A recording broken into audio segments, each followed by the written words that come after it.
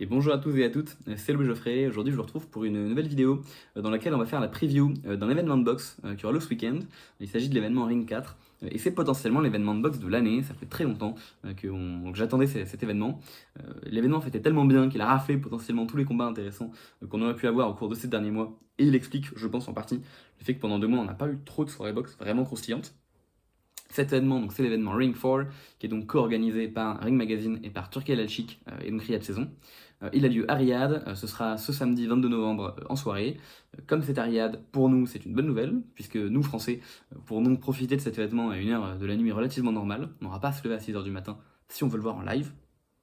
Et il se trouve que si cette soirée est si remarquable, c'est à la fois parce que, comme je l'ai dit, il y a énormément d'affiches, enfin énormément de combats qui sont très intéressants dans cette carte. Plus précisément, il y en a 4 que je vais aborder ici. Chaque combat mériterait en fait d'être main events respectifs de la carte dans laquelle ils sont. Il se trouve que là, il fallait choisir. Perso, j'aurais pas forcément choisi celui-là, mais bon, dans les faits, en fait, chacun pouvait être assez légitime.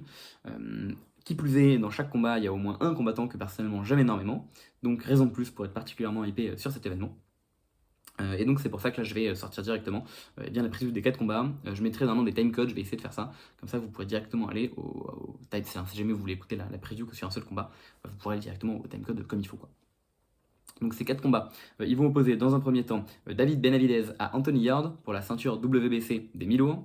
Il y a un deuxième combat qui va opposer Bam à Pumita Martinez pour les titres Ring, WBC, WBA et WBO des super mouches, donc quasiment unifiés. On aura un combat entre Abdullah Mason et Sam Noax pour la ceinture WBO vacante des poids légers. Et enfin, un combat qui m'intéresse énormément, et c'est par lui que je vais commencer, un combat entre Brian Norman Jr. et Devin Haney pour la ceinture WBO des welter. C'est donc ces 4 combats-là que je vais traiter aujourd'hui. Je vais tout de suite commencer donc par parler du combat entre Devin Haney et Brian Norman Jr. parce que c'est pour moi le combat sur lequel on a le plus d'inconnus.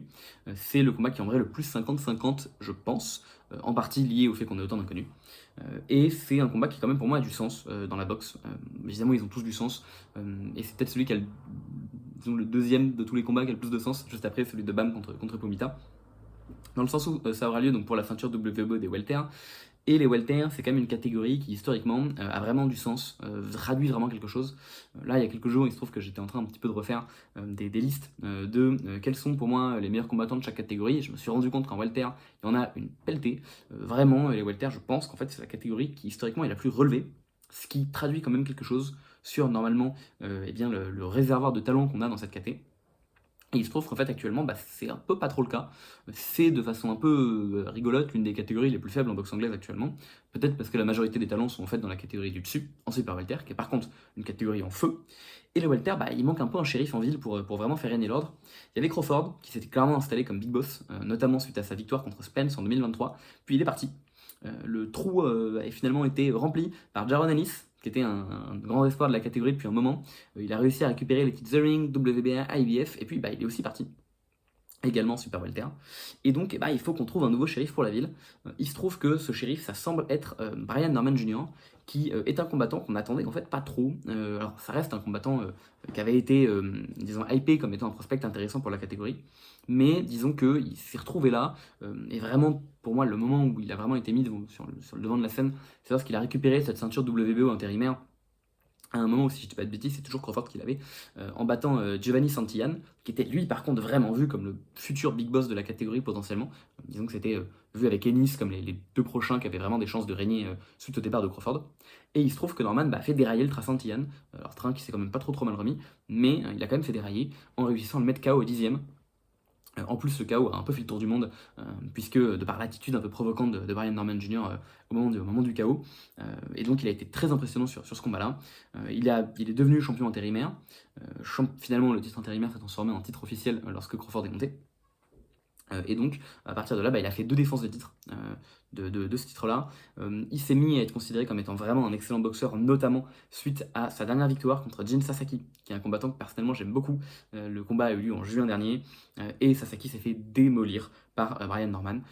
Ça s'est fini par un KO au 5e round, qui était tellement violent qu'en fait Sasaki a dit qu'il avait perdu son mois et demi, enfin son dernier mois et demi de souvenirs.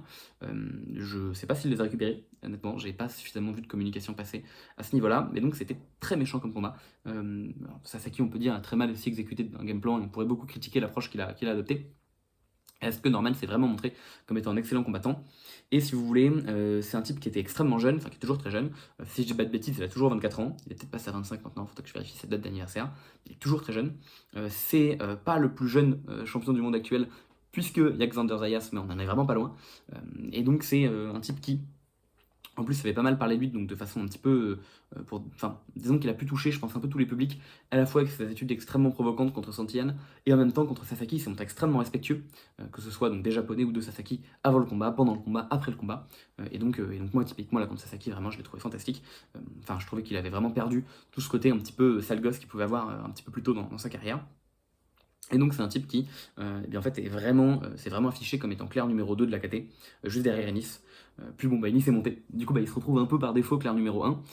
Mais disons que c'est peut-être potentiellement plus par manque réellement de personnes pour lui tenir tête que parce qu'il est ultra dominant dans la KT. Je pense que vous voyez un petit peu ce que je veux dire. Et là, donc, il choisit de façon extrêmement rapide, donc encore une fois, redéfendre son titre. Enfin, rapide, ça fait 5 mois, mais pour des standards de boxe actuels, c'est finalement assez rapide. Contre Devin Haney. Et donc, c'est un choix d'adversaire qui est très intéressant. Alors, pour Norman, c'est assez cool, hein, c'est l'occasion d'afficher un nom à son palmarès qui est clairement plus connu que lui. En même temps, on a beaucoup d'interrogations sur Haney, donc c'est potentiellement un combat qui sera assez facile pour Norman. Et en même temps, potentiellement un combat qui va être très dur, parce que Devin Haney, actuellement, on ne sait pas trop où on en est en fait dans sa carrière. Dans le sens où c'est un boxeur qui s'est quand même imposé comme étant excellent en poids léger il y a quelques années, notamment suite à ses victoires contre Kambosos, où il est devenu champion incontesté des légers, et là vraiment il était sur le toit du monde, dans le top 10 des meilleurs boxeurs actuels, enfin c'était vraiment la folie pour Devin Haney. Il a défendu contre Loma, qui était l'ancienne grande star des légers, la grande star du pound for pound, qui bat, de façon discutable pour beaucoup, mais qui bat quand même. Dans le pire des cas, il fait un combat très accroché contre Loma. À ce moment-là, il est encore plus sur le toit du monde. Il a a priori de façon de folie parce qu'il peut prendre Tank, il peut prendre Shakur Stevenson, il peut prendre Teofimo Lopez, et pourtant il prend personne, et il choisit, notamment parce que Shakur l'esquive, hein, enfin, on sait jamais trop à quel point c'était une esquive ou à quel point il lui a juste demandé trop d'argent, et du coup le contrat s'est pas fait, mais en tout cas, enfin, si c'est ce qui s'est passé, il a demandé trop d'argent et le contrat s'est pas fait. Mais ce que je veux dire, c'est qu'on sait pas trop si c'était calculé de la part de Shakur de demander trop d'argent, ou s'il pensait vraiment qu'il pourrait avoir cette bourse-là. Ça peut être une stratégie d'esquive de demander 50 milliards au mec en face, il peut pas les donner, voilà. On sait pas trop si c'était vraiment la volonté de Shakur. En tout cas, le combat se fait pas. Donc Aini monte en super léger, il est toujours en feu. Il redevient champion en infligeant une énorme correction à Régis Progrès, vraiment dans l'une des plus belles performances que Annie ait fait. Et alors que Annie était vraiment sur le toit du monde, champion dans 2 catégories, qui parlait potentiellement d'unifier entièrement le super léger pour unifier une deuxième catégorie ou de monter en welter, et bah il tombe sur Ryan Garcia, qui était supposé être vraiment une coquille, un boxeur qui n'était que l'ombre du boxeur qu'il avait été. Et pourtant, Devin Haney, qui a changé sa manière de combattre dans ce combat-là, et bah, s'est retrouvé finalement en fait, embarqué dans un bourbier contre un Garcia qui financièrement pesait plus, qui pourtant raté le poids, potentiellement en fait même s'il a finalement été plus ou moins blanchi après coup, je crois, qui était en fait sous-produit de poids en ce moment-là. Non, pardon, il n'a pas été blanchi, mais on a gracieusement. Enfin, bon, il n'a pas été trop puni non plus, quoi. Ça s'est vu dans la suite de sa carrière. Mais non, il n'a pas été blanchi. C'est. Comment il s'appelle, Munguia qui a été blanchi, mais pas lui. Et donc voilà, il s'est retrouvé dans un bourbier. Il s'est retrouvé donc à finalement perdre son titre. Il a été déclaré champion. Donc le combat a été déclaré no contest contre Garcia, donc il n'a pas perdu. Mais c'est quand même dur de s'enlever de notre tête les images d'un Henny qui se fait mettre à terre à répétition. Et puis même s'il est extrêmement courageux dans ce combat-là, en se relevant systématiquement et finalement en allant à la décision, on a aussi vu beaucoup de limites, notamment dans sa capacité à prendre des coups et également dans sa capacité à les donner, puisque on oublie que malgré les quelques fulgurances de Garcia qui arrivait à mettre Annie au tapis, à ce moment-là, Garcia fait pas grand-chose et même parfois est défensivement vraiment vraiment catastrophique et Annie a du mal à vraiment prendre l'avantage. Et donc finalement on se demande est-ce qu'il peut vraiment faire autre chose que juste rester derrière un jab et gagner des rounds comme ça contre un adversaire extrêmement faible, extrêmement ouvert. Est-ce que Henny a encore de quoi mettre l'accélérateur pour pouvoir remporter un combat avant la limite, ou en tout cas remporter un combat de façon décisive? On se pose la question. Il revient là en début d'année, même pas vraiment welter, il revient à un catchweight entre les super légers et les welter, contre Ramirez, un ancien champion unifié de la catégorie des super légers. Et globalement, Ramirez, on le voit, il est quand même dépassé parce qu'il est quand même en fin de carrière. Haney, il adopte un game plan qui est très bon contre Ramirez, donc il plante jamais ses pieds, il est constamment en mouvement, et ça lui permet quelque part de remporter un combat très très net au point contre Ramirez. Je crois que Ramirez remporte quasiment pas un round. Le problème étant que pour le coup on n'est toujours pas trop rassuré sur ce qu'on a vu, puisqu'on a vu un Henny qui était assez brouillon dans ses attaques, qui défensivement bougeait tellement que Ramirez avait du mal à le toucher, mais c'était pas non plus extrêmement convaincant dans ce qu'il proposait. Le combat était assez terrible, dans le sens où la plupart des fans ont été très très très peu satisfaits par ce qu'a proposé Henny en termes de boxe. Le combat était un peu relou, un peu chiant on peut le dire. Et surtout, le combat était même pas en welter. Et donc, on a beaucoup d'interrogations. Haney arrive quand même à choper un title shot parce que c'est quand même un mec qui représente quelque chose financièrement, malgré tout. Et puis, comme je l'ai dit, je pense que les deux, Brian Norman Jr. comme Devin Haney, sont assez satisfaits du combat. Pour Brian Norman, c'est potentiellement l'occasion d'accrocher un nom facile à son palmarès. Et pour Devin Haney, c'est l'occasion de tout de suite revenir dans le grand bain. En tout cas, ce qui est sûr, c'est qu'on ne peut pas reprocher à Devin Haney ni son mental, qui est vraiment fantastique, parce que là, il repart directement en allant chercher le numéro 1, quoi. Enfin, vraiment, Haney serait resté en welter, il y a un monde où là, ça serait Haney qu'on aurait. Donc on peut vraiment pas lui reprocher d'être un lâche ou de vouloir chercher des oppositions faciles. C'est un truc qu'on a toujours vu dans la carrière d'Haney, et c'est pour ça que quand on voit qu'on n'arrive pas à faire boxer des gens comme Tank, comme comme Teofimo Lopez, comme Shakur Stevenson, quand on voit qu'on n'arrive pas à les faire se boxer entre eux, en fait on voit que c'est peut-être plus qu'ils sont un peu relous en affaire, parce que Haney lui il est pas du tout, il veut un combat, il l'a, bizarrement. Et donc on voit pourquoi est-ce que la fiche peut être intéressante pour les deux. Malgré tout, donc comme j'ai dit, on a énormément d'interrogations, parce que Haney, c'est vrai qu'en fait, que quand on prend un peu de recul, il y a quand même un palmarès qui est vraiment excellent, bien meilleur que celui de Norman Jr. Il a des accomplissements qui sont bien meilleurs que celui de Norman Jr. Et puis il est quand même censé avoir des capacités qui sont fantastiques, notamment il a un jab qui est vraiment très bon, potentiellement l'un des meilleurs de la boxe actuellement. Il a un jeu de job qui est très bon, c'est un combattant qui contrôle vraiment bien ses combats. C'est pas le combattant le plus excitant, c'est sûr, je dis pas l'inverse, mais il est censé avoir quand même des avantages qui sont ce qu'ils sont. Et c'est un type qui, techniquement, n'a toujours pas perdu, modulo sa défaite no contest contre Garcia, depuis qu'il était dans le pound for pound. Donc c'est un type qui est vraiment excellent. Et en fait, en cas de victoire contre Norman Jr., il y a des chances qu'il réintègre le pound for pound sans aucun problème. Évidemment, il faudrait voir la victoire. D'un côté, Norman Jr., c'est aussi un mec qui a énormément de qualité à faire voir, puisque c'est notamment un excellent contreur, un type qui frappe très fort, et un type qui est pour le coup un vrai poids welter.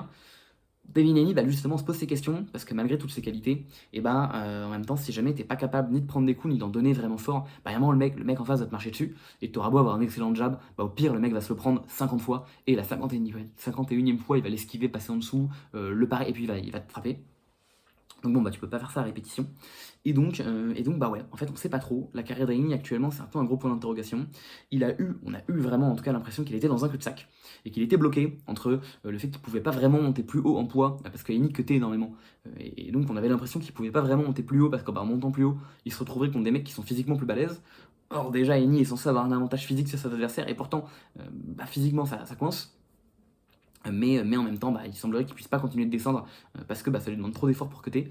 Donc voilà, beaucoup d'interrogations sur Haney. Moi, j'y crois quand même un peu au fait que ce qu'on a un peu vu, notamment avec genre Conor Benn contre Eubank par exemple, c'est qu'on a un peu cette idée que quand un mec cut, il est forcément meilleur. Pourquoi? Parce que du coup, il affronte un mec qui est plus léger que lui. Sauf que maintenant, le cutting, c'est quand même très traumatisant pour le corps. On est quand même dans un état qui est affaibli. Et du coup, ok, on a peut-être 5 kilos, 10 kilos de plus que le mec en face de nous, mais d'un côté, on est affaibli. Et je commence un peu à me demander si on n'arrive pas, si on n'entre pas, notamment grâce à des gens comme Usyk ou des gens comme Conor Benn, dans une ère où les gens recommencent un peu à se dire qu'en fait le poids c'est évidemment très important. C'est-à-dire que je suis pas en train de dire que Tank peut gagner contre Alexander Usyk, mais peut-être qu'on arrive dans une ère où en fait les gens verront que lâcher 2-3 kilos sur le mec en face, ou à minima 2-3 pounds contre le mec en face, c'est peut-être pas la mer à boire. On avait vu Floyd Mayweather faire ça, quand il combattait en super welter, il n'était pas toujours à la limite. À l'époque, on voyait beaucoup de gens faire ça. On avait des combattants qui en fait faisaient des performances vraiment très bonnes contre des adversaires qui étaient plus lourds qu'eux. Et c'était un peu monnaie courante dans les années 30, 40, 50 d'avoir des mecs qui vraiment faisaient des combats serrés contre des gens qui en fait étaient plus lourds qu'eux. C'était pas indécent de voir ça. Et c'est notamment pour ça qu'on avait beaucoup plus de combats cross-catégorie. Et évidemment, il y avait quand même un avantage aux mecs qui étaient plus lourds, quoi. Mais est-ce que finalement cet avantage, c'était pas juste le fait que le mec soit. Enfin, ok, ce que je veux dire, c'est que finalement, est-ce que souvent le mec qui gagnait, c'était quand même pas souvent juste le mec qui était meilleur, plutôt que le mec qui était plus lourd. Et donc, je me demande si en fait Haney, en voulant cutter énormément, s'affaiblissait, peut-être pas plus qu'autre chose. Autrement dit, on aurait tendance à penser qu'un mec en welter frappe plus fort et encaisse mieux qu'un mec en léger, ce qui est vrai. Mais en fait, peut-être que Haney cutait tellement qu'il était moins fort en léger qu'en welter et qu'il prenait moins bien les coups en léger qu'en welter. Alors évidemment, c'est ce que Haney dit en tant que communication, parce que c'est un peu que là-dessus qu'il peut se passer. Maintenant, c'est bon, je suis un vrai welter, j'écoute mon corps, je me sens beaucoup plus fort sur mes appuis et je sens que je frappe beaucoup mieux et que j'encaisse beaucoup mieux. De toute façon, Haney a vraiment pas d'autre choix dans sa com que de dire ça. Il va pas dire oh Brian Norman va me mettre un coup et je vais tomber. Mais c'est vraiment une vraie interrogation que j'ai et ça fait que c'est pour moi le combat le plus passionnant de ce week-end parce que, en tout cas, imaginez, parce que même si je pense pas que ça sera le combat le plus excitant, Norman, moi je le dis, c'est plutôt un mec qui contre. Haney aussi, en général, quand on met deux contreurs l'un contre l'autre, c'est rare qu'on ait un combat avec des arcs-en-ciel et des étincelles. Donc perso, je pense vraiment pas qu'on sortira de samedi mat soir là, en allant se coucher en se disant mon dieu, c'était le meilleur combat de la soirée. Mais c'est vraiment celui pour moi sur lequel j'ai le plus d'interrogations parce que je sais pas si on va avoir un Heini renouvelé qui va renaître de ses cendres et qui va nous faire une performance magistrale comme il a pu faire contre Progrès, ou si on va voir vraiment le downfall définitif avec un Norman qui va l'écrabouiller et qui va confirmer sa vraie place de shérif dans la catégorie des welter. En tout cas, c'est pour tous ces enjeux que perso le combat m'intéresse beaucoup, et notamment pour voir à quel point Heini sera capable de faire un comeback, parce qu'en vrai pour moi c'est un comeback ce combat. Et donc voilà, je suis très intéressé, très curieux pour tout ça. Et donc pour le coup c'est vrai que j'ai pas trop de pronostics sur ce combat-là, parce que ça me semble pas assez clair de voir un ou l'autre l'emporter vraiment. Il y a beaucoup d'interrogations, et à cause de toutes les que j'ai pu détailler ici, hein. Et donc c'est pour ça que ça me semble pas forcément très clair de voir qui des deux va vraiment pouvoir imposer son jeu dans ce combat-là. Et donc voilà, ce sera pas le combat le plus fireworks, mais je pense que ce sera le combat qui en tout cas me fait poser le plus de questions. Le deuxième combat dont j'ai le plus hâte, c'est le combat qui sportivement veut dire le plus de choses après Heini Norman. Et donc en fait c'est juste le combat où il y aura le plus de titres en jeu. C'est le combat entre Bam et Pumita Martinez. Donc où il y aura, comme je l'ai dit, 4 ceintures en jeu là, WBC, WBA, WBO et The Ring. Donc on est à 2 doigts de la réunification totale. Il manque juste la ceinture IBF qui est actuellement détenue par un certain Willy Baldo Garcia Pérez. Et ça, je vais en parler juste après. Quoique, je vais peut-être même commencer par ça. Ok, alors déjà, qu'est-ce qui est trop bien dans ce combat? Il y en a 50 trucs en fait qui sont trop bien dans ce combat. Bam est un boxeur fantastique. Bam, qui est donc actuellement champion Ring, WBC, WBO. Et je crois qu'il est 6ème au pound for pound selon Ring. Perso, dans ma tête, il est 4ème ou 5ème. Je trouve ça rude de le mettre 6ème. Mais bon. Est un type qui fait partie des boxeurs, dans ma tête, qu'il est impossible de détester. Il est particulièrement respectueux de ses adversaires. Il est particulièrement sérieux dans sa manière d'être. Il boxe excessivement bien. Il a une boxe offensive, mais en même temps extrêmement léché, extrêmement fondamental, extrêmement technique. Donc c'est dur de vraiment le regarder en train de boxer et pas apprécier voir le mec qui boxe. Et en fait, quelque part, quand ses combats sont géniaux, quand juste le regarder boxer, c'est fantastique. Enfin, tu me mets devant un sac de frappe, je suis déjà vraiment impressionné par ce que je vois. Et quand le mec en soi a l'air d'être fantastique, c'est dur de pas rentrer dans le train de Bam Rodriguez. Le seul truc qui empêche ça, c'est le fait qu'il soit léger. En vrai de vrai. Parce que du coup, le grand public a du mal avec les gens petits. Mais le fait qu'il soit américain l'aide un peu. Et donc il est actuellement en train de devenir une grande star de la boxe, hein, d'ailleurs on le voit, c'est en fait l'une des plus grandes stars de tous les combats quand il y aura lieu ce week-end, et il est vachement aidé par ça, par le fait d'être américain. Je pense qu'il serait pas américain, genre il serait, je sais pas, argentin, ce serait beaucoup plus compliqué. Pumita d'argentin, voilà. Et j'ai l'impression que la seule fois de l'histoire où on a eu un mec aussi petit qui arrivait à devenir aussi populaire, c'était Michael Carbajal, qui était aussi américain. Et je me demande si là, bam, ça va pas être un peu un nouveau Carbajal. Alors même si Carbajal était encore un peu plus léger, hein, il était vraiment sur les mi-mouches. Là, bam est déjà en super mouche. Il a fait mouche, super mouche, il va peut-être encore monter plus tard. Mais en tout cas, vraiment, pour moi, on va être en termes de fame sur ce genre de boxeur-là. Et c'est fantastique. La carrière de Bam, c'est une carrière de Hall of Famer à coup sûr, vu comment ça commence, surtout qu'il est encore très jeune, et que vu le sérieux avec lequel il prend sa carrière, a priori, il a encore des belles années devant lui. Et donc déjà, rien que pour regarder Bam à l'œuvre, c'est un combat qu'il faut regarder. En plus, Bam n'est pas un mec qui va chercher des petites oppositions. Vraiment, il a un des palmarès les plus stack de toute la boxe actuelle. On peut l'accuser d'avoir pris des mecs qui étaient des gros noms, mais qui étaient plutôt sur le tard. Et c'est pas faux, hein. Les noms qu'il a pris, que ce soit Estrada, que ce soit Rung Visai, donc Sri Saket sur Rung Visai, ou que ce soit Carlos Quadras, c'est que des noms qui étaient quand même plutôt sur le crépuscule de leur carrière, c'est vrai. Maintenant, derrière, voilà, il a directement allé chercher Fumele Lakafu, après avoir pris Guevara, qui était l'un de ses mandatories, qui était quand même bien classé, qui est un peu sur le tard aussi. Cafu, on peut pas lui reprocher d'avoir pris un combattant sur le tard. Et puis ça fait longtemps qu'il dit qu'il veut réunifier cet été, qui dit qu'il essaie de monter pour chercher des affiches avec des boxeurs qui sont excellents dans la catégorie du dessus. Je pense à Nakatani, je pense à Inoue. Enfin, vraiment, on peut pas lui reprocher grand chose là-dessus. Et donc forcément, évidemment, on est très très hypé par ce combat. Actuellement, l'intérêt de Bam semble être de se diriger vers une réunification totale de la catégorie des super mouches, ce qui serait top, puisque c'est une catégorie qui n'a jamais été réunifiée entièrement dans l'ère des 4 ceintures. Et en fait, je crois qu'elle n'a même jamais été réunifiée entièrement tout court. Ça, faudrait que je vérifie. Dans l'ère des 3 ceintures, parce qu'elle est apparue, il y avait déjà 3 ceintures, si je dis pas de bêtises. Non, il n'y en avait que 2 à l'époque, parce qu'elle est apparue en 80, et les BF arrivent en 83. Mais du coup, bon, dans tous les cas, elle n'a pas été réunifiée entre 80 et 83. Donc ouais, je suis sûr qu'en fait, elle n'a jamais été réunifiée, cette PT. Et donc c'est le but de Bam d'être le premier à faire tout ça. En théorie, donc on est potentiellement à 2 combats de l'unification totale. Ce combat contre Martinez qui devrait lui récupérer, qui devrait lui ramener la 3ème ceinture qui lui manque, donc celle de la WBA. Et derrière, il manquait que l'IBF. L'IBF, comme je l'ai dit, c'est un boxeur qu'on connaît pas trop, qu'il a. C'est un certain donc Willy Baldo Garcia Pérez. Mais ce fameux Garcia Pérez va affronter un certain Kenshiro Telaji, ancienne star des mouches, Les deux vont s'affronter eh bien, donc, fin décembre, le 27 décembre, et l'objectif assez clair, c'est que si Teladji l'emporte, on pourrait avoir le gagnant entre Bam, Pumita et Teladji. Si Teladji ne l'emporte pas, je pense qu'il y a aussi clairement moyen qu'on ait réunification. En tout cas, ce qui est sûr, c'est que vu à quel point Teladji veut combattre Bam, et vu à quel point Bam veut réunifier, si Teladji l'emporte et si Bam l'emporte, on aura réunification totale, c'est quasiment sûr. Et je pense que, même si je ne vais pas trop m'étaler ici, que Teladji est favori, et Bam, lui, est clairement favori. Donc on en est en fait vraiment pas très loin de cette unification. En cas où ça coince l'un des deux côtés, je pense que si c'est Bam et Garcia Perez, on aura quand même la réunification vu à quel point Bam la veut et vu à quel point Bam c'est le gros nom dans la cata actuelle. Si c'est Pumita et Garcia Perez ou Pumita Teladji, je sais pas trop honnêtement, parce que je connais un peu moins Pumita Martinez. Dans tous les cas, comme ça vous avez tous les enjeux de la KT, et donc voici pourquoi est-ce qu'actuellement le combat de samedi va être intéressant à regarder, parce qu'en cas de victoire de Bam, on est vraiment à un doigt de la réunification totale à coup sûr.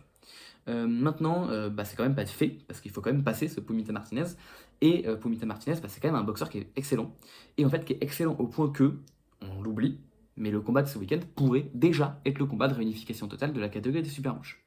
Alors attention, ça va devenir complexe, je vais faire un peu de politique, mais en gros, Pumita Martinez est actuellement champion WBA. Champion WBA, il l'est puisqu'il a récupéré cette ceinture à Kazuto Yoka. Ok. Sauf que initialement, il était champion à IBF, Pumita Martinez.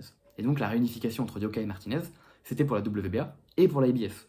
Sauf que la IBF a fait chier Pumita et l'a destitué parce qu'il a fait une revanche contre Kazuto Yoka et compagnie.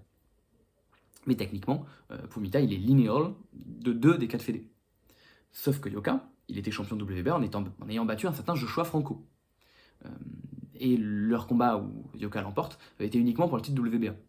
Sauf qu'ils s'étaient déjà combattus auparavant, Franco et Yoka. Ils avaient fait une égalité.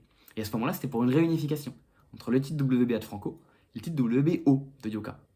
Titre WBO que Yoka a perdu lorsqu'il a voulu faire la revanche contre Franco. Parce que la WBO a dit non, t'as des mandatoires à combattre, donc on enlève ton titre. Ce qui veut dire qu'en fait, Pumita Martinez, il est linéal dans 3 fédés. Alors il se trouve que du coup la WBO, après qu'on l'ait retirée à Yoka, elle est passée aux mains de Nakatani. Nakatani est monté, elle est passée aux mains de Tanaka. Tanaka a perdu contre Kafu, et Kafu a perdu contre Bam. Donc maintenant Bam a aussi la ceinture WBO. Ce qu'on comprend, c'est qu'en fait, les deux boxeurs, que ce soit Bam ou Pumita, sont vraiment linéaux en WBO. Et donc là, le clash entre les deux va vraiment nous permettre de savoir qui mérite vraiment cette ceinture. Il se trouve qu'après, il n'y a aucun problème, Bam a bien la WBC, il n'y a aucun problème, Pumita a bien la WBA, et en vrai, Pumita devrait avoir la BF. Donc en fait, on devrait déjà avoir une réunification totale dans ce combat de ce week-end. Alors ça nous a quand même permis d'avoir des bons champions, notamment Nakatani et notamment Tanaka, qui sont deux boxeurs que j'aime beaucoup. Je suis content qu'ils aient eu leur titre en super mouche. Mais en vrai de vrai, bon, là on a vraiment déjà les deux big boss de la KT, quoi. C'est ça que j'aimerais expliquer ici. Ce qui veut dire que Pumita, c'est quand même pas un peintre du tout. C'est un type qui a un bon palmarès amateur, je crois que notamment qu'il a fait les JO de 2016. C'est un type qui est actuellement invaincu en pro, qui est argentin, qui est clairement un combattant qui va... C'est un bagarreur, clairement. C'est pas un puncher. D'ailleurs, il suffit d'un peu de regarder plus ou moins ses statistiques de KO. C'est pas un mec qui a tant de KO que ça. C'est un mec qui va souvent à la décision, même en fait. Les rares KO qu'il met, c'est plutôt en fin de combat quand les mecs en face sont vraiment épuisés. Mais il a un cardio exceptionnel, il a un taux de coups envoyés exceptionnel, et c'est un type qui va vraiment beaucoup à l'intérieur, beaucoup d'engagement, beaucoup de combinaisons, beaucoup de coups, et qui t'asphyxie plus que réellement qui te met KO sur un coup, quoi. Donc c'est vraiment un bagarreur, c'est un type qui va à l'échange, c'est un type qui va forcément proposer un combat. Et en face on a Bam, qui va aussi beaucoup à l'échange, qui lui pour le coup est quand même plus précis, je pense, que Pumita, qui a peut-être plus tendance à envoyer un peu plein de coups en étant un peu moins calculé que les Bam. Mais ce qui est sûr, c'est que ce combat, en plus d'être extrêmement important dans les deux KT, va être un combat qui devrait être fantastique à regarder. Parce qu'on a deux boxeurs qui vont s'avancer dessus. Un qui va clairement, je pense, aller chercher la courte mi-distance, voire la courte distance, ce sera Pumita. Bam a aussi plutôt tendance à aller chercher la courte ou la mi-distance, mais du coup je me demande s'il va pas plutôt essayer de tourner un petit peu au lieu de vraiment frontalement rentrer dans Pumita. Ce serait plutôt faire le jeu de Pumita de lui rentrer frontalement dedans. Donc je pense qu'on aura peut-être un peu plus de jeu de jambes de la part de Bam. En tout cas, ce qui est sûr, c'est qu'on devrait vraiment avoir un combat qui devrait avec beaucoup d'étincelles. Perso, je pense qu'on peut avoir Bam qui remporte ce combat par KO.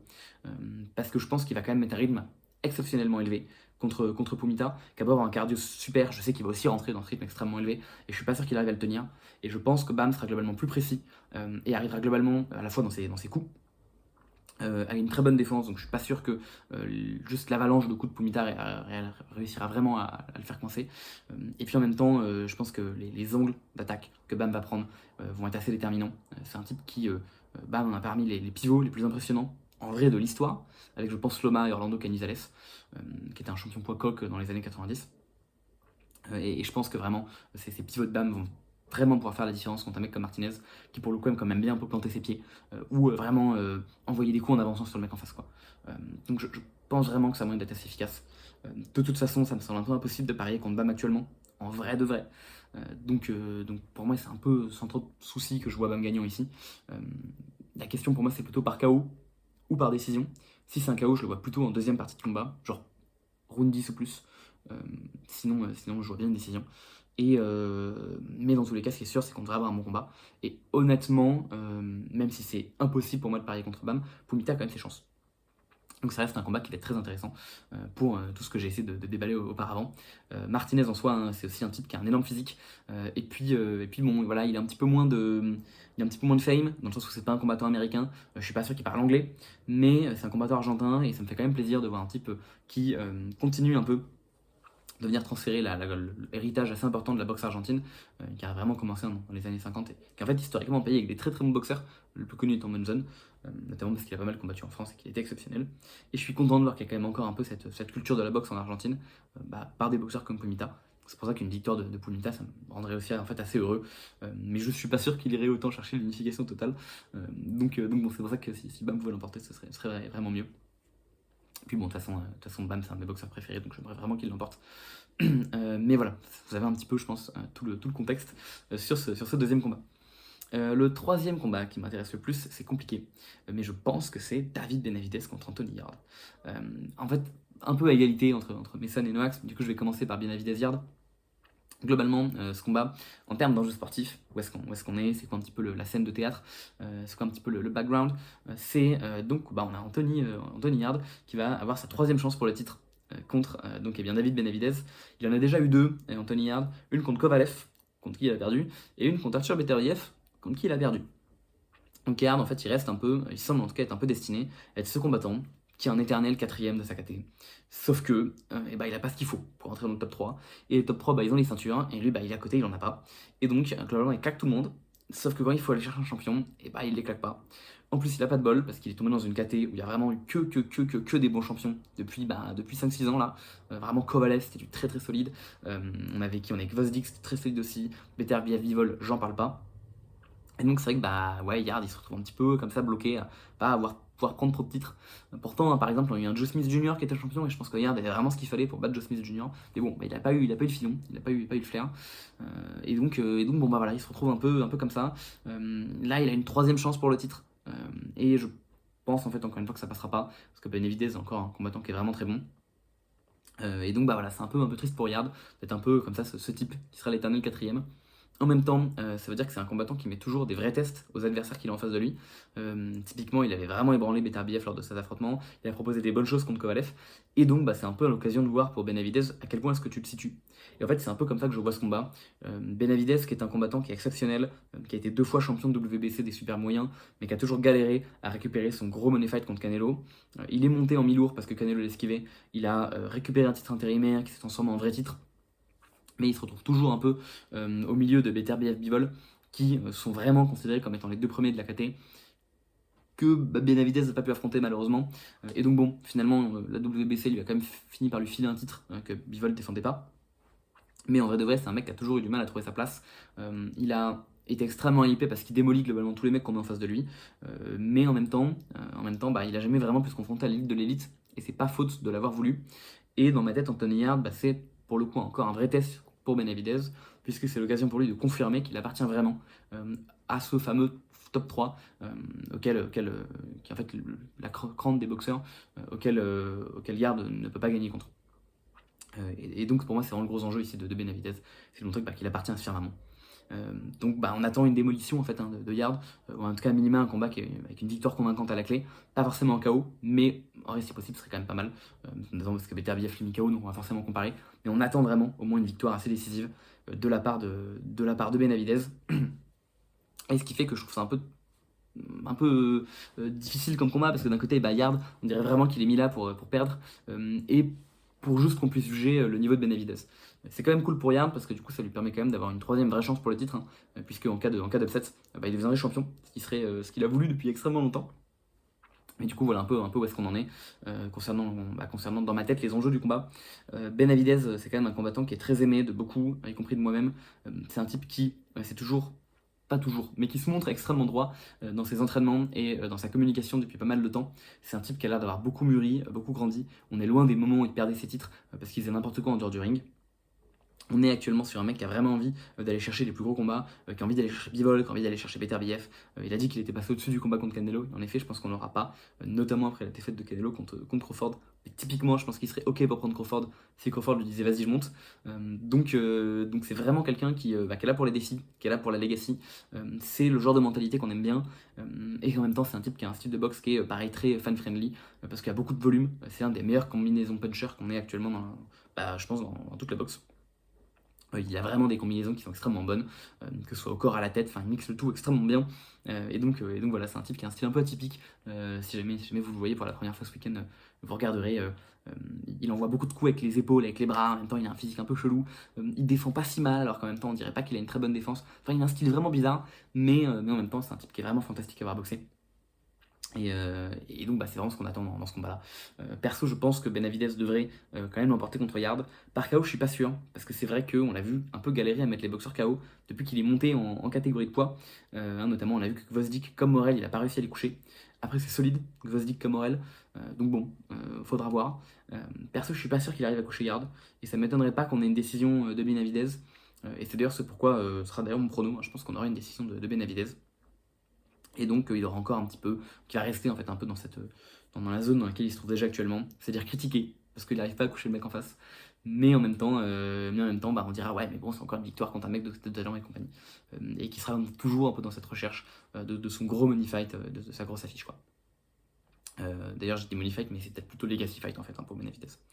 Et je pense que c'est un peu ce derrière quoi il va continuer de courir. Donc c'est pour ça que je pronostiquerai du coup une décision de Benavidez. Et Yard, je pense qu'il est quand même un peu malheureusement passé. Déjà, je pense que le sommet de sa carrière est déjà un peu passé. C'est un type qui est solide, donc je suis sûr qu'il fera des choses solides dans ce combat-là. Maintenant, je le vois pas réussir à dérailler Benavidez, qui je pense actuellement est vraiment parmi les meilleures années de sa carrière. Et du coup, ce serait vraiment pour un gros upset que Yard l'emporte. Enfin, le dernier combat, c'est un combat qui va opposer Abdullah Mason à Sam Noax pour la ceinture vacante WBO des poids légers. C'est un combat qui, pareil, est assez intéressant dans la KT parce que les légers, c'est une catégorie où globalement c'est absurde. Vous prenez le top 10 de ring, je crois qu'il n'y a que 2 boxeurs sur les 10 classés qui n'ont pas un palmarès vierge de défaite. Et les deux, ils ont genre une défaite. Donc c'est ridicule à quel point c'est une catégorie qui est plein de talent et à quel point les mecs ne s'affrontent pas. Il se trouve que ça commence à venir. On a eu Stevenson et Peda il n'y a pas si longtemps. Bientôt, on aura Muratala contre Cruz. Actuellement, là, on a Noax contre Mason. Donc ça va arriver. Il y a des gens comme ça qui vont commencer à manger des petites défaites, ce qui traduit qu'on a une catégorie un peu healthy avec des mecs qui se tapent quand même. C'est quand même un petit peu ce qu'on peut voir en boxe. Et donc, mais ce qu'on regrette un peu peut-être quand même, c'est que Mason comme Noax, en fait, on aurait bien aimé les voir comme les autres gros cracks de la KT. Puisque c'est vraiment une catégorie qui a plein de talent. Alors bon, Tank, on le met un petit peu de côté parce qu'il fait vraiment n'importe quoi et je suis pas sûr qu'on le reverra de sitôt. Mais c'est vrai que entre Stevenson, entre Muratala, qui est je crois actuellement classé du coup numéro 3, on a Cruz qui est pas loin derrière, on a Zepeda qui est pas loin. C'est que des mecs contre qui on aurait bien aimé voir Mason ou Noax, qui sont actuellement plutôt en fond de top 10, qui du coup en plus se retrouvent à combattre pour un titre. Ouais, on aurait bien aimé les voir contre des mecs un peu plus hauts. Typiquement, les types contre qui on aurait bien aimé les voir, c'était Keishan Davis, qui avait la ceinture WBO, qu'il a eu de façon extrêmement dominante en déboîtant Denis Berincic. Berincic qui avait lui récupéré la ceinture WBO contre Navarrete, ceinture qui était vacante quand Heini était monté de poids. On voit qu'on retrouve un petit peu tout. Et c'est vrai qu'on aurait vraiment aimé voir Mason contre Keishan Davis, deux combattants américains qui sont tous les deux extrêmement techniques et qui frappent extrêmement fort, qui sont tous les deux très jeunes.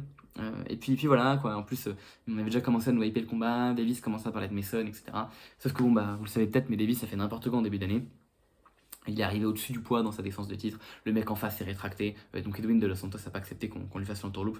Donc il s'est retiré du combat. Du coup, le combat s'est pas fait. Keishan Davis est venu le frapper dans les vestiaires. Enfin, c'est n'importe quoi ce qui s'est fait. La ceinture lui a été retirée, évidemment. De toute façon, dès qu'il a sauté le poids, la ceinture lui a été retirée.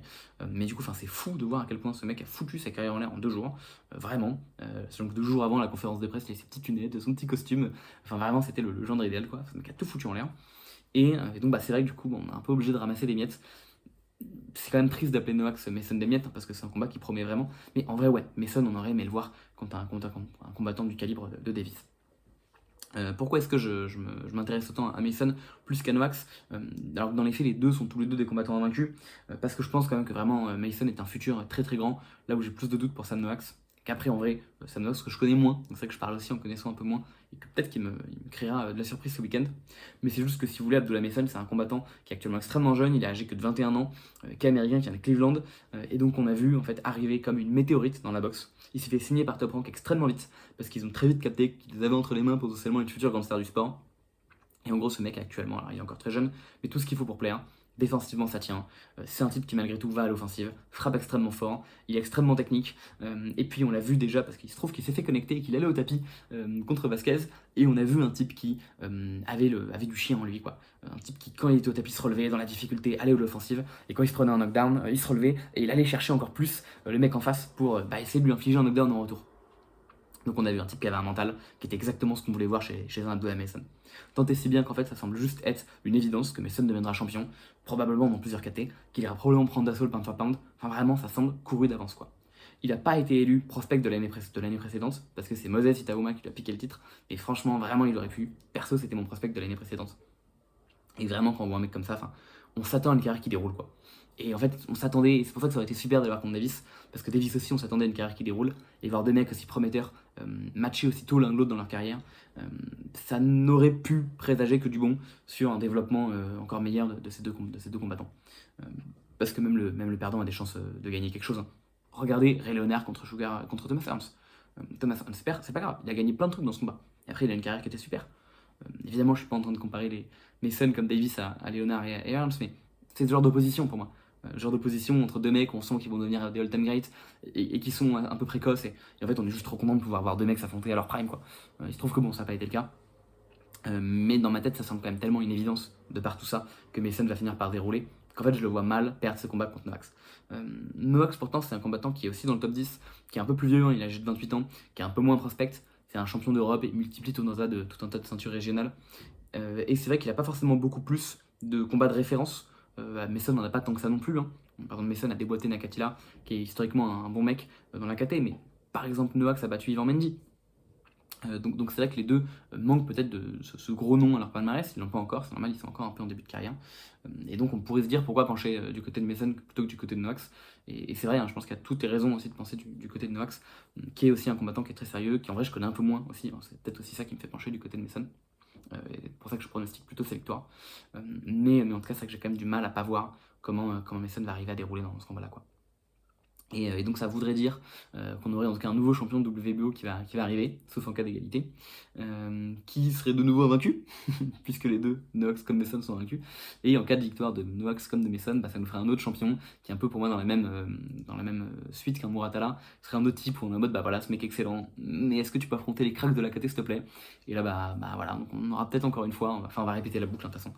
On va de nouveau attendre que ces types prennent des autres gros noms de leur KT, en espérant soit qu'ils unifient, soit qu'ils prennent des gros challengers, parce que des gros challengers, il y en a aussi. Donc bon, on va malheureusement retourner un petit peu dans la boucle, on va ne faire que rajouter un roi à nos jeux de déjà 3 rois, qui malheureusement affrontent un peu pas assez de gens qu'on aimerait qu'ils affrontent. Mais bon, en tout cas ça présage quand même du bon. Perso, je pronostique une victoire de Mason et un combat qui sera, je pense, assez intéressant. De toute façon, je vois pas trop un combat de Mason pas être intéressant, vu les capacités offensives du bonhomme. Et je pense en vrai qu'on aura un KO de la part de Mason. Je pense KO autour du 8ème round. Voilà, c'est mon petit prono, ça c'est un peu plus balancé en l'air. Comme je disais, je connais un peu moins Noax, donc j'ai un petit peu moins de... forcément, je m'attends à être un peu moins précis sur ce combat-là. Et c'est aussi pour ça que le combat m'intéresse un peu moins que les autres combats dont j'ai pu parler précédemment. Mais il m'intéresse quand même pas mal parce que Mason, comme Benavidez, sont deux combattants que j'aime quand même beaucoup. Voilà, c'est tout ce que j'avais à dire sur ce long événement, en tout cas sur les previews.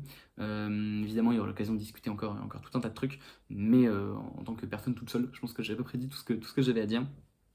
Je vous retrouverai probablement pour un débrief de la soirée, qui de toute façon promet beaucoup de choses. J'espère qu'elle tiendra toutes ses promesses. Comme on l'a vu, hein, ce qui est trop bien, c'est qu'à part Benavidez hier, où je suis à peu près sûr, et on a quasiment que des combats qui sont très équilibrés. Je dis ça parce que je pense quand même que Bam est vraiment favori contre Pumita, mais c'est juste parce que Bam est exceptionnel, plus que parce que le combat est déséquilibré. Enfin, dans ma tête, personne. Il n'y a pas non plus de meilleure affiche pour Bam que Pumita dans cette KT. Et en vrai, quand on y pense, sinon il n'y a que des affiches qui sont excellentes. Donc c'est pour ça que je suis très hypé par cette soirée, qui promet vraiment d'être l'une des meilleures de l'année.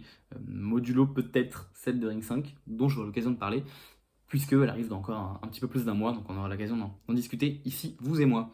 Sur ce, je vous souhaite une très bonne journée, je vous souhaite un très bon week-end, qui promet vraiment. Moi, je vous retrouve très bientôt pour discuter de l'événement du lundi prochain, qui est une soirée japonaise où j'ai plein de trucs à dire, parce que je connais plein de gens dans la carte. Et donc voilà, je pourrai l'occasion de vous tunnel un petit peu. Sur ce, je vous souhaite une excellente journée, une excellente soirée. J'espère vous voir très bientôt. Et puis moi, je vous dis à la prochaine. Allez, bye, c'était Louis.